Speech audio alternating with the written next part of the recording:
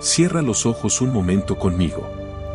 Imagina aire fino y helado acariciando tu rostro, montañas tan altas que parecen rascar el vientre de las nubes, y un silencio que solo rompe el viento o el grito lejano de un cóndor.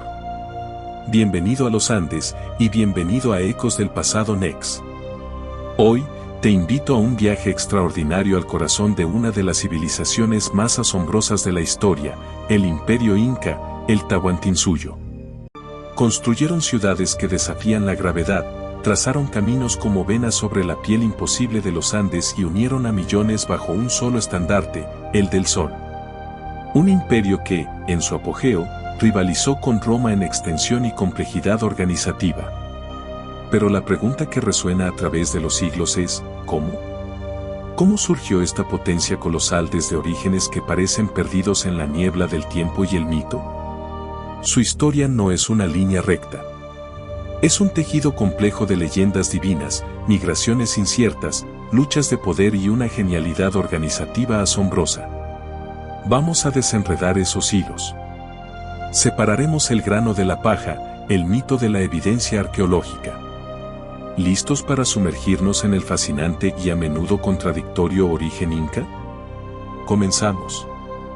La versión más célebre, la que quizás aprendimos en la escuela, nos lleva a las aguas sagradas del lago Titicaca, una pacarina, un lugar de origen místico. El dios Inti, el sol, viendo a los hombres vivir sin ley ni orden, sintió compasión.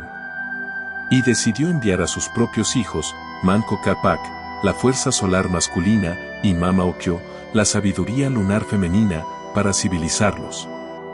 Imaginen la escena, emergen del lago, no como simples mortales, sino como enviados divinos.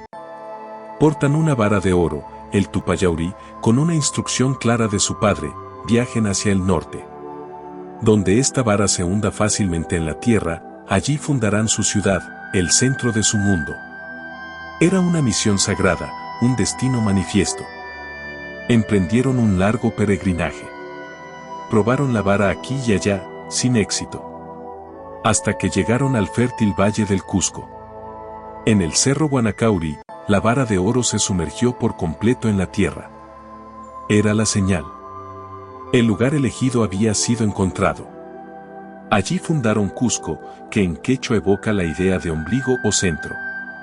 Manco enseñó a los hombres las artes de la agricultura y la construcción, Mama Ocllo instruyó a las mujeres en el tejido y la organización del hogar. Era el amanecer de la civilización inca, según esta luminosa leyenda, un origen pacífico y ordenado directamente por el sol. Pero esperen, porque los Andes susurran otras historias, quizás más antiguas, más crudas. La leyenda de los hermanos Ayar, recogida por cronistas como Betanzos o Sarmiento de Gamboa, nos da una versión muy diferente. Aquí, no son 2, sino 8 hermanos, 4 hombres, Ayar Manco, Ayar Cachi, Ayar Uchú, Ayar Auca, y 4 mujeres, Mama Ocllo, Mama Huaco, Mama Ipacura, Mama Rawa. Quienes emergen no del lago, sino de cuevas en la montaña de Tamputocco, en Pacaritambo. Cada pareja podría representar un clan o linaje distinto, sugiriendo un origen más colectivo, una confederación en busca de tierras. Su viaje no fue un paseo divino, sino una odisea marcada por la ambición, el conflicto y lo sobrenatural. Ayar Cachi, por ejemplo, poseía una fuerza tan descomunal que atemorizaba a sus propios hermanos. ¿Qué hicieron? Con astucia, lo convencieron de volver a la cueva a buscar algo olvidado, y lo sellaron dentro para siempre. Más adelante, Ayar Uchú, en un acto de autosacrificio, se convirtió en piedra en el mismo cerro Guanacauri para ser venerado como Huaca, lugar sagrado. Ayar Auca corrió una suerte similar al llegar a las puertas de Cusco. Era un viaje de eliminación, de pruebas donde solo el más apto, o el elegido por el destino, prevalecería. Finalmente, fue Ayar Manco, a menudo identificado ya con Manco Cápac, quien lideró al grupo restante. Pero en esta versión, la llegada a Cusco no fue pacífica. Tuvo que luchar, junto a la fiera Mama Huaco, contra las tribus que ya habitaban el valle. La fundación de Cusco aquí es un acto de conquista, de imposición por la fuerza. Una visión mucho más guerrera y humana del origen inca. Tenemos entonces dos grandes narrativas, una divina, ordenada y solar, otra terrenal, colectiva y conflictiva. ¿Cuál es la verdadera? Quizás ambas contengan ecos de la verdad histórica. La de Manco Cápac y Mama Ocllo, ideal para legitimar el poder imperial ante el pueblo y los conquistados. La de los hermanos Ayar, quizás una memoria más antigua de las migraciones reales, las alianzas y las luchas entre clanes por el control del fértil valle. Ambas, sin embargo, cumplen un propósito crucial, consagrar a los incas como el linaje destinado a gobernar desde el centro sagrado, Cusco. Y sobrevolando estas leyendas, encontramos la figura enigmática y poderosa de Viracocha, el dios creador, el ordenador del universo en la cosmovisión andina. Algunos mitos lo sitúan incluso antes que Inti. Cuentan que emergió del caos o del agua primordial, creó el cielo, la tierra, y una primera generación de gigantes que luego destruyó por desobedientes en un gran diluvio. Fue él quien luego, en Tiahuanaco, modeló a los ancestros de todos los pueblos andinos, enviándolos a emerger de sus pacarinas específicas. Su presencia conecta el origen inca con un ciclo cósmico aún mayor, otorgándoles una legitimidad que trasciende incluso el culto solar. Quizás Manco Cápac y los Ayar fueron, en última instancia, sus instrumentos para restaurar el orden en el mundo andino. Mitos fascinantes que nos hablan de identidad y propósito. Pero debemos preguntar, ¿qué nos dice la evidencia tangible? ¿Qué susurran las piedras desenterradas por la arqueología sobre el verdadero origen de los incas? El origen étnico exacto de los incas sigue siendo un puzzle. Una teoría fuerte apunta al sur. Tras el misterioso colapso de la gran civilización de Tiahuanaco, cerca del lago Titicaca, alrededor del 1100 al 1200 DC, grupos de élite podrían haber migrado hacia el norte, llevando consigo conocimientos organizativos. ¿Eran ellos los proto-incas? Por otro lado, la cultura quilqueya ocupaba el valle de Cusco antes de la expansión inca, y la arqueología muestra claras continuidades en cerámica y construcción. Quizás la verdad esté en una mezcla, un grupo migrante, de habla puquina, como sugieren algunas pistas, que se impuso o se integró con las poblaciones quilque locales, forjando una nueva identidad poderosa en el estratégico y fértil valle del Cusco. Es un debate vivo entre los especialistas. Si cuál sea su origen exacto, la llegada o consolidación inca en Cusco, entre los siglos XII-XIII, no fue un camino de rosas. El valle estaba poblado por otros grupos con los que tuvieron que competir y, a menudo, luchar. Los primeros asentamientos incas fueron modestos. Su ascenso inicial se basó en mejorar la agricultura, forjar alianzas estratégicas, a menudo mediante matrimonios, con otros señoríos locales, curacasgos, y demostrar su valía militar. Figuras como Sinchi Roca o Yoque Yupanqui, los primeros líderes semi-históricos, probablemente fueron sinchís, jefes guerreros, que poco a poco afianzaron el poder inca en el valle, defendiéndolo de rivales y quizás iniciando pequeñas expansiones. Fueron siglos de paciente construcción de poder local antes del estallido imperial. Y entonces, llegó el momento clave, el punto de inflexión que catapultó a los incas de poder regional a imperio continental. La figura central, Cusi Yupanqui, quien asumiría el nombre que resonaría por siempre, Pachacútec, el que transforma el mundo. La tradición cuenta que alrededor de 1438, los poderosos chancas atacaron Cusco, y mientras su padre y hermano huían, el joven Cusi Yupanqui se quedó, organizó una defensa desesperada y, milagrosamente, venció. Realidad histórica o leyenda embellecida, este evento marca el inicio de la era imperial. Pachacútec no fue solo un conquistador brillante que expandió las fronteras a un ritmo vertiginoso. Fue un genio organizador. Reformó el ejército, la religión, consolidando el culto a Inti, la administración, creando una burocracia eficiente, y reconstruyó Cusco como una capital digna de un imperio. Fue el verdadero arquitecto del Tahuantinsuyo, el estado inca. Bajo Pachacútec, Cusco se transformó.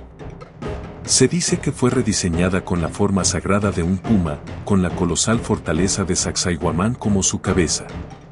Sus calles se llenaron de palacios para los linajes nobles, panacas y templos imponentes. El Coricancha, el Templo del Sol, fue su joya, recubierto, según los cronistas, con planchas de oro que deslumbraban. La arquitectura inca alcanzó aquí su máxima expresión de poder y precisión técnica. Pero Cusco era más que piedra y oro. Era el centro simbólico, el ombligo del mundo desde donde partían los caminos a las 4 regiones del imperio, suyos. Era el punto de conexión entre el mundo de arriba, este mundo y el mundo de abajo. El corazón político donde residía el Sapa Inca y se tomaban las decisiones, y el corazón religioso, escenario de las ceremonias más importantes del imperio Inca. Hemos visto cómo se forjó el imperio en piedra y conquista. Pero para entender realmente a los incas, debemos sumergirnos en su mente, en su forma única de ver y sentir el universo, su cosmovisión. Olviden nuestra separación moderna entre lo natural y lo sobrenatural. Para los incas, el universo entero estaba vivo, vibrante de energía sagrada. Inti, el sol, era el padre dador de vida, ancestro divino del emperador.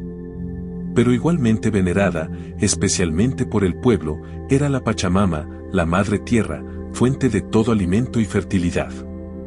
Se le pedía permiso, se le agradecía con ofrendas de chicha y coca. Su cosmos se organizaba en 3 planos: Anampacha, el mundo de arriba; Caipacha, este mundo; y Ucupacha, el mundo interior o de abajo. Y todo funcionaba bajo principios clave como Yanantin, la idea de que los opuestos se complementan y son necesarios juntos, y Ainos, la reciprocidad fundamental, la ayuda mutua que era la base de sus relaciones sociales y con la naturaleza.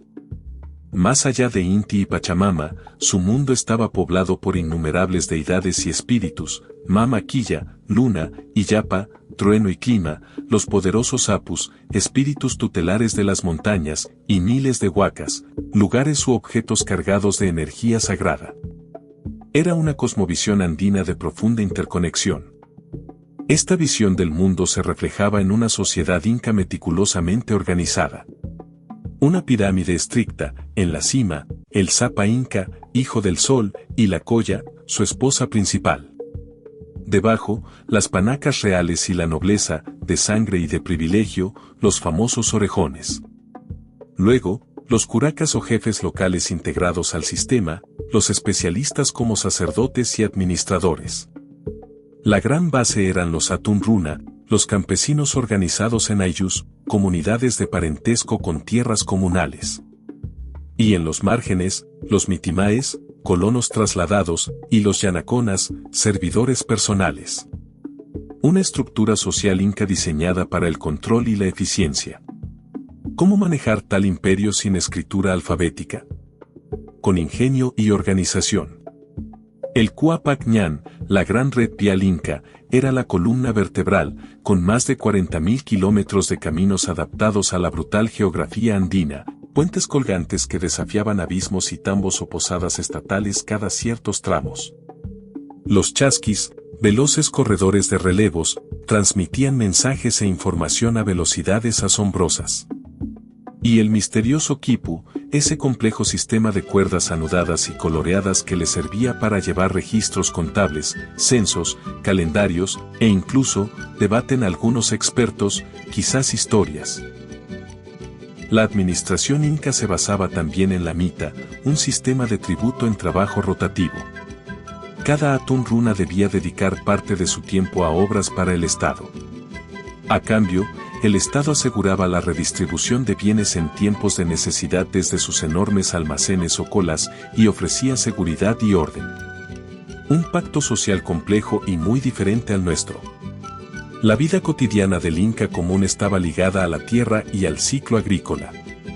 Eran maestros de la agricultura inca, domesticando miles de variedades de papa, maíz, quinoa, adaptándose a altitudes extremas con andenes y riego. La ganadería inca de llamas y alpacas les daba transporte, lana y carne. Su arte inca, a menudo funcional y geométrico, brillaba en los textiles, la cerámica y la metalurgia, reservando el oro y plata para lo divino y la realeza. Y la vida se interrumpía cíclicamente por grandes festividades incas ligadas al sol, la luna y la agricultura. Eran momentos de celebración comunitaria, con música, danza, abundante comida y bebida, chicha, que reafirmaban los lazos sociales y el orden cósmico. Para los incas, la muerte no era un final absoluto. Creían en la continuidad y en el poder de los ancestros. Practicaban rituales funerarios incas elaborados, incluyendo la momificación, especialmente para las élites. Estas momias reales, los malquís, no eran reliquias, eran consideradas entidades vivas, consultadas en oráculos, paseadas en procesiones y cuidadas con esmero. Los ancestros aseguraban la continuidad del linaje y la conexión con el mundo espiritual. Una relación con la muerte profundamente diferente a la occidental. Un imperio vibrante, un universo complejo, que enfrentó una colisión cataclísmica con la llegada de los conquistadores españoles en el siglo XVI. El Tahuantinsuyo fue desmantelado, sus estructuras quebradas, su población diezmada. ¿Fue el fin de la historia inca? ¿Se borró su profunda huella de los Andes? La respuesta es un rotundo no. Aunque el imperio desapareció, el espíritu y la cultura inca demostraron una resiliencia asombrosa. Hoy, en la cultura andina, ese legado inca sigue latiendo con fuerza. Prácticas ancestrales como el ainós, reciprocidad, y la minca, trabajo comunal, siguen siendo pilares en muchas comunidades rurales. El respeto profundo a la Pachamama y a los apus perdura, a menudo entrelazado con el catolicismo en un rico sincretismo religioso. Y el idioma quechua, la lengua que los incas ayudaron a difundir, está lejos de morir. Es hablado por millones de personas en varios países andinos. No es solo un idioma, es un vehículo de conocimiento, de tradición oral, de una visión del mundo única. Palabras que usamos a diario como cancha, choclo, coca o poncho son ecos directos de ese pasado lingüístico vibrante. Y por supuesto, están las piedras monumentales que nos hablan directamente de su grandeza. Machu Picchu, la joya de la corona, maravilla del mundo que nos sigue quitando el aliento. Ollantaytambo, con sus terrazas imposibles y su pueblo inca viviente. Sacsayhuamán, el testamento megalítico de su poder ingenieril cerca de Cusco. Y tantos otros sitios arqueológicos incas, Pisac, Tipón, Choquequirao, que son ventanas abiertas a su pasado, patrimonio de la humanidad que atrae a millones. Pero su legado no solo se ve, también se saborea. La increíble biodiversidad agrícola que los incas domesticaron y cultivaron es hoy un regalo para el mundo. La papa, miles de variedades, el maíz, en sus múltiples formas, la quinoa, el superalimento andino, la kiwicha, el ají, ingredientes que forman la base de la rica gastronomía andina y que hoy son estrellas en la cocina global. Un legado delicioso y nutritivo. El Tahuantinsuyo resuena como un símbolo poderoso. Para millones en América Latina, especialmente en los países andinos, representa un pasado de grandeza autónoma, de organización sofisticada y de profunda conexión con la tierra, anterior a la conquista europea. Es un componente esencial de la identidad latinoamericana. La historia de la resistencia inca, desde Manco Inca hasta figuras posteriores que reivindicaron su legado, alimenta un imaginario de lucha por la dignidad, la justicia y la autonomía cultural. El legado inca no es solo arqueología, es memoria viva y fuente de inspiración. Su imperio fue efímero en la gran escala del tiempo, pero su impacto fue profundo y duradero. Explorar el origen y el legado inca es mucho más que repasar fechas y nombres. Es asomarse a una forma diferente de entender el mundo, de organizar la sociedad, de relacionarse con el cosmos y con un territorio tan desafiante como generoso. Es maravillarse ante su capacidad para tejer mitos fundacionales que les dieron propósito y para construir realidades materiales que aún hoy nos dejan sin palabras. El Tahuantinsuyo como entidad política desapareció bajo el peso de la conquista, pero su esencia, su eco, sigue vibrando con fuerza inusitada. Lo sentimos en la tenacidad de las culturas andinas, Lo escuchamos en la dulzura y la fuerza del quechua, lo vemos en la majestuosidad de sus ruinas que desafían al tiempo, y lo saboreamos en los frutos que regalaron al mundo. El legado inca no es una pieza de museo, es una corriente viva que sigue fluyendo. La historia de los incas, con sus luces y sus sombras, no es solo un relato fascinante del pasado. Es, quizás, una invitación a reflexionar sobre nuestra propia civilización, sobre nuestra relación con la naturaleza, con la comunidad, con el legado que estamos construyendo ahora mismo. ¿Qué huella dejaremos nosotros en la historia? Gracias por viajar con Ecos del Pasado Next. Déjame saber en los comentarios qué fue lo que más te impactó de los incas. Nos vemos en la próxima aventura desenterrando los secretos de la historia.